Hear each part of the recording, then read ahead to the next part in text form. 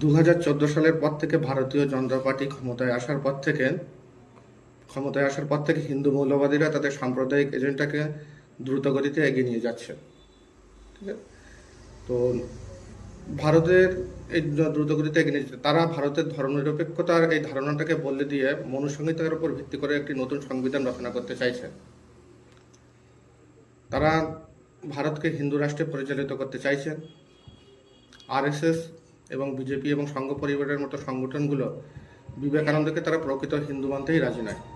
স্বামী বিবেকানন্দ ঠিক প্রকৃত হিন্দু বলতে কী বোঝাতে চেয়েছে সেটাই আজকের আলোচনার বিষয়। স্বামী বিবেকানন্দ হিন্দু ধর্ম সম্পর্কে ঠিক কী বুঝিয়েছে সেটা নিয়ে আমরা এখন দর্শকগণ আপনাদের সামনে আলোচনা করব। স্বামী বিবেকানন্দ হিন্দু বলতে সমাজের জন্য যা কিছু ভালো সেটাই হলো প্রকৃত হিন্দু ধর্ম।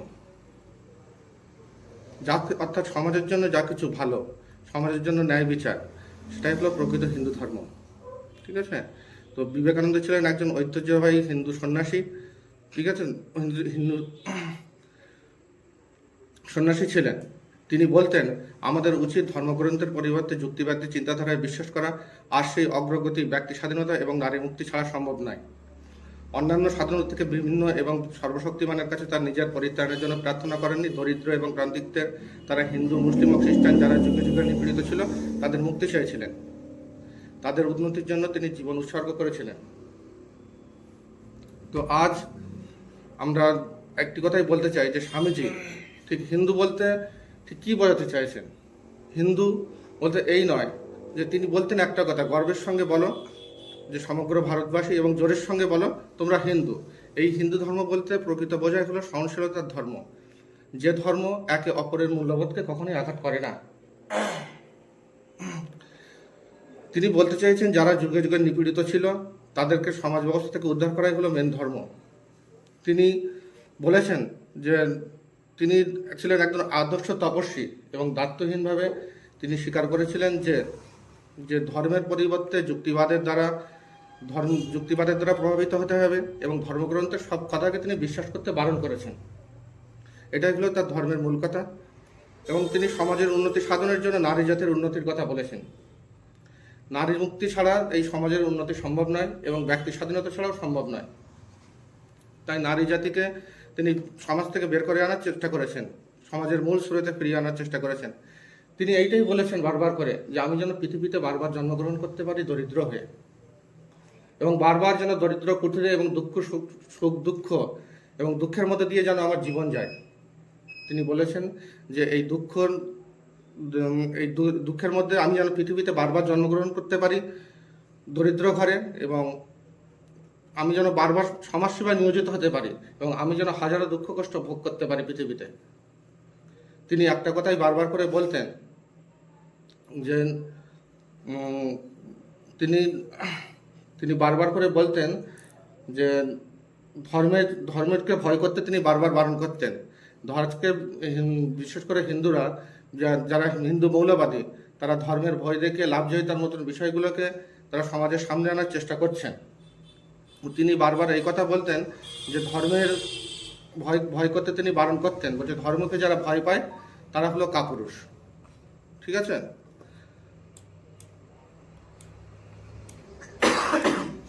বিবেকানন্দ ধর্মের যে সংজ্ঞা দিয়েছেন তা সকলের মঙ্গল এবং সকলের সুখের জন্য জীবন উৎসর্গ করাই ধর্ম।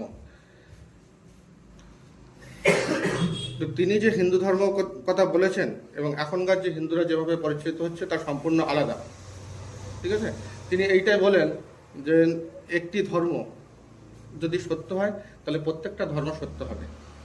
একটি ধর্মের প্রমাণ যদি খুঁজতে হয় তাহলে অন্য ধর্মের প্রমাণের উপর নির্ভর করতে হয়। তাই একটি ধর্ম যদি সত্য হয় তাহলে প্রত্যেকটি ধর্মের সত্য এবং সার্বজনীন হবে। তিনি বলেছেন ধর্মনিরপেক্ষতার কথা। তিনি বলেছেন আমি পুরুষের সামনে মাথা নত করে যাব, এবং আমি মসজিদে গিয়ে নামাজ পড়ব এবং মন্দিরে গিয়ে প্রার্থনা করব। তার মন্তব্য ছিল এখানে, এবং তার বরাবরই মন্তব্য ছিল ধর্মনিরপেক্ষতার প্রতি। তার খাদ্যাভ্যাস নিয়ে যদি আমরা আজকে আলোচনা করি তাহলে বোঝা যায় যে তিনি কখনো নিরামিষ বা আমিষের উপরে কাউকে জোর দিয়ে বলেননি, বরঞ্চ তিনি আমিষ খেতে পছন্দ করতেন। কিন্তু বর্তমানে দেখা যায় যে ভারতে যারা হিন্দু মৌলবাদী বা বিজেপি যারা করে, তারা ভারতে জোর করে নিরামিষ খাবার উপর জোর দিচ্ছেন। আমাদের প্রধানমন্ত্রী বারবার বলেছেন মাছ মাংস খাওয়া যাবে না, তিনি বলেন যে শ্রাবণ মাসে মাছ খেতে নেই, কিন্তু বিবেকানন্দ তার প্রধান খাদ্য ছিল মাছ। তিনি মাছ খেতেন, মাংস খেতেন, সমস্ত কিছু খেতেন। এমনকি তার শিষ্য শ্রী রামকৃষ্ণ দেব তিনিও মাছ খেতে খুব ভালোবাসতেন। তাহলে একটা জিনিস বোঝা যায় যে বিবেকানন্দ ছিলেন সম্পূর্ণ আমিষভোজী। আজকে যেভাবে দেখা যাচ্ছে যে বিজেপিরা বিশেষ করে সংখ্যালঘুদের উপরে অন্য ধর্মের মূল্যবোধটা জোর করে চাপিয়ে দেওয়ার এখানে চেষ্টা করছে, কিন্তু বিবেকানন্দের চিন্তাধারার সঙ্গে এদের চিন্তাধারা সম্পূর্ণ পার্থক্য ছিল। আমরা যদি দেখি বিবেকানন্দ চিন্তাধারা, তিনি প্রভাবিত হয়েছিলেন রামমোহনের উদারবাদ থেকে, ঈশ্বরচন্দ্র বিদ্যাসাগরের সংস্কারবাদ থেকে এবং বঙ্কিমচন্দ্রের জাতীয়তাবাদ থেকে এবং শ্রী রামকৃষ্ণদেবের সর্বধর্ম সমন্বয়বাদ থেকে তিনি তার জীবনকে প্রভাবিত করেছিলেন। তিনি ছিলেন একাধারে দার্শনিক। তিনি বারবার করে বলতেন যে তিনি এটাই বলতে চাইছেন যে সমাজের দরিদ্রতা দূরকরণের কথা। তিনি নিজেকে সমাজতান্ত্রিক বলে দাবি করেন। তিনি কার্ল মার্কস এবং এঙ্গেলসের তত্ত্বের দ্বারা প্রভাবিত হয়েছিলেন। তিনি বলেছিলেন যেহেতু ধনতন্ত্রের থেকে সমাজতন্ত্রের ব্যবস্থা ভালো, কিন্তু সমাজতন্ত্র যে সমস্ত কিছুই ভালো তা তিনি মানতে চাননি। তাই তিনি বলেছেন যে কানা মামার থেকে নেই মামাই ভালো। তিনি সমাজ থেকে দরিদ্রতা দূরীকরণের কথা বারংবার করে বলেছেন। তিনি দেখেছেন যে হিন্দু সমাজ ব্যবস্থা 4টি ভাগে বিভক্ত: ব্রাহ্মণ, ক্ষত্র, বৈশ্য, শূদ্র। ব্রাহ্মণরা শূদ্রদের ঘৃণা করে এবং ব্রাহ্মণরা সমাজের মাথা এবং তারা দরিদ্রদের রক্ত শোষণ করে চলেছে। তিনি এই সমভোগবাদিতার নীতিকে ঘৃণা করেছেন। তিনি বলেছেন একটি মহুয়া গাছের উপরে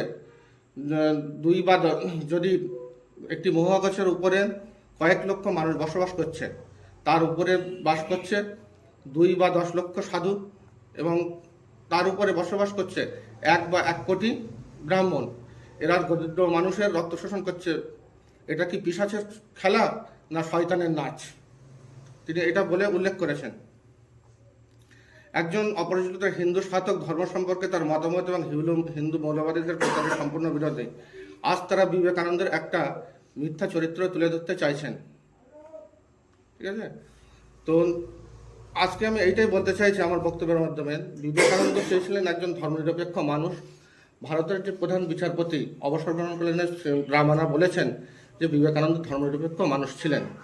বিবেকানন্দ বুঝতে পেরেছিলেন আজকের ভারত যে সাম্প্রদায়িকতার বিষবাষ্পে ভস্মীভূত হবে, তিনি তা অনেক আগে থেকেই বুঝতে পেরেছিলেন। এখন আমাদের দেখতে হবে যে তারা বিবেকানন্দের আগামী দিনে বিবেকানন্দের ভারত গড়ে না বিজেপির ভারত গড়ে ওঠে।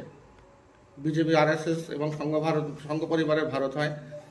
বিবেকানন্দ ভারত সম্পর্কে ভবিষ্যৎবাণী করেছিলেন। ঠিক আছে, ভারতের অতীতের মধ্যেই ভারতের ভবিষ্যতের গৌরব নিহিত আছে। তিনি প্রাচ্য এবং পাশ্চাত্যের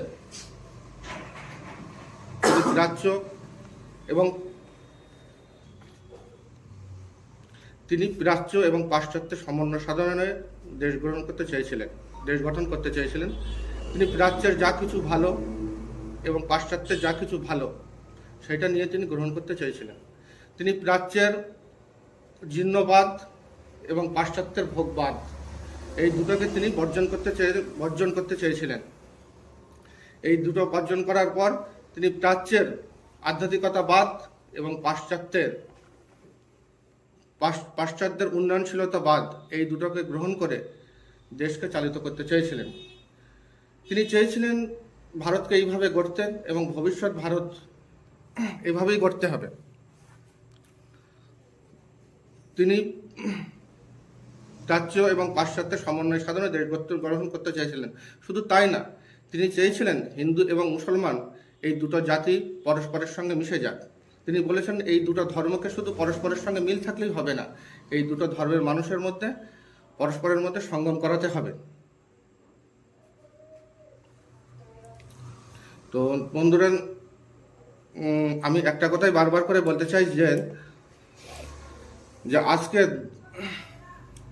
যে তিনি বিভিন্ন ভারতের এটা একটু স্টপ করো এখানে। তিনি তিনি 1890 থেকে 1894 ভারত ভ্রমণ করেন। তিনি ভারতের আগ্রার তাজমহলেও ভ্রমণ করেন এবং অযোধ্যাতেও যান। তিনি ভারতের এক প্রান্ত থেকে অন্য প্রান্ত ভ্রমণ করে দেখেন যে ভারতের মানুষ ব্রাহ্মণদের দ্বারা কীভাবে অত্যাচারিত হচ্ছে। তিনি মুসলমানদের সম্পর্কে সহানুভূতিশীল ছিলেন। তিনি বলেন যে আজকের যারা মুসলমান হয়েছে তারা কিন্তু তরবারির আঘাতে হননি। ভারতে বহু বছর ধরে মুসলমান শাসকরা এসেছে, কিন্তু তারা ভারতকে সাজিয়েছে এবং গুছিয়েছে।